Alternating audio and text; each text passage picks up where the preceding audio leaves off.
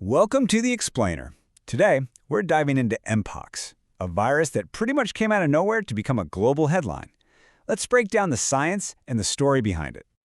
So here's the big question, right? How did a virus that was mostly hanging out in parts of Africa for like 50 years suddenly pop up all over the world? It's a fascinating story, a real-life case study, and it all kicked off with one event that got everyone's attention. Okay, so picture this. It's 2022, and something totally unprecedented happens. For the first time ever with mpox, we see this widespread outbreak hitting multiple countries across different continents, all at once. This was a whole new ballgame. And just to give you an idea of the scale we're talking about, look at Germany. By just early July of 2022, they'd already clocked over 1,300 confirmed cases. I mean, think about that. This wasn't just a handful of people who traveled somewhere. No, this was the virus spreading person to person, right there in the community. It was a clear sign things were moving fast. Now here's the really interesting twist. The strain of the virus driving this whole thing was what's called the West African clade. And historically, this one is known to be less severe than its cousin from Central Africa. That's actually a super important detail, because it played a huge role in how this outbreak unfolded. So, with that crazy 2022 outbreak setting the stage, let's hit rewind. To really get what's going on, we need to understand where this virus even came from in the first place. You know, looking at this timeline, it's clear mpox isn't some brand new thing. It was actually found way back in 1959 in research monkeys in Denmark, of all places. The first human got it in 1970. And yeah, we've had little blips on the radar since then, like that weird outbreak in the US in 2003 tied to pet prairie dogs.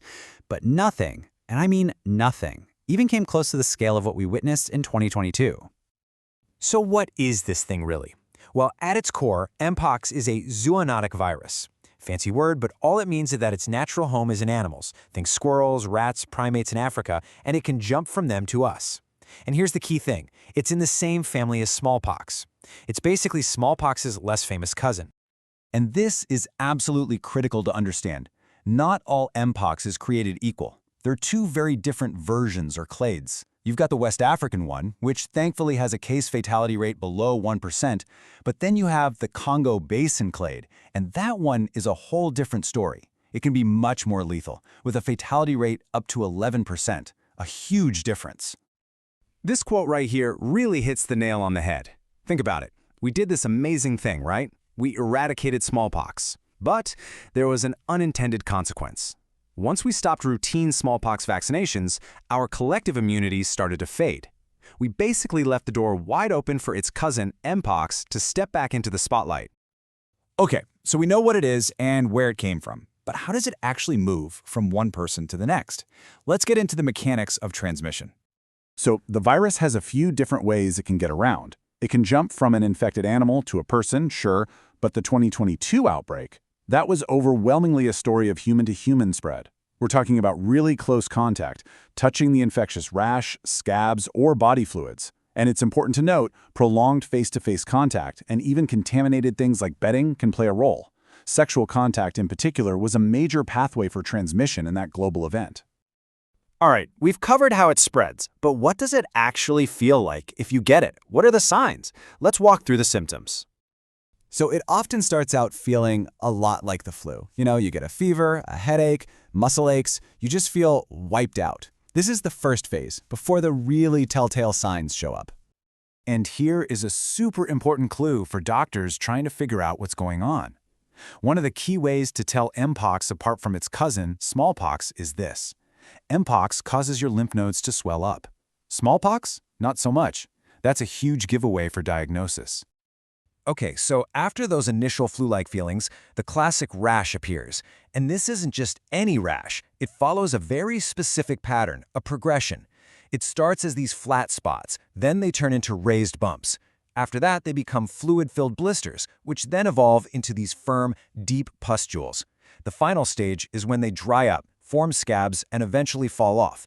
The whole process takes about 2 to 4 weeks. So, this naturally leads to the next big question. What can we do about it? If someone gets sick or if you've been exposed, what are the options?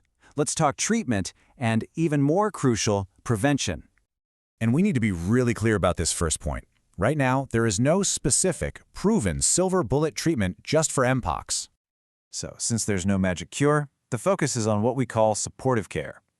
That basically means helping the body fight the virus on its own. It's about managing the symptoms, keeping the patient comfortable, and trying to prevent any secondary infections, especially on the skin. For very severe cases, doctors might use some antiviral drugs that are still being studied, like tecovirimat. But here's the good news. When it comes to prevention, we have a very powerful tool in our arsenal, and it's all thanks to that family connection with smallpox. That's right, the smallpox vaccine works, and what's really amazing is that it can even be effective after you've been exposed. It's a race against the clock, though. If you get it within 4 days, there's a good chance you can stop the disease from even starting. And even if you wait up to 2 weeks, it can still make the illness much, much less severe. And all of this brings us back to the biggest question of all, the one we started with. Why now? Why, after decades of being a relatively obscure virus, did Mpox suddenly go global? Well, it wasn't just one thing. It was really a perfect storm. First, you have waning immunity. We stopped vaccinating for smallpox back in the 80s, which means we have whole generations of people with no protection. Second, we live in a world where you can hop on a plane and be on another continent in a day. That gives a virus an incredible opportunity to travel. And finally, some ecological changes might be bringing us into closer contact with the animals that carry the virus in the first place. When you step back and look at the whole picture, the Mpox outbreak is really a wake-up call.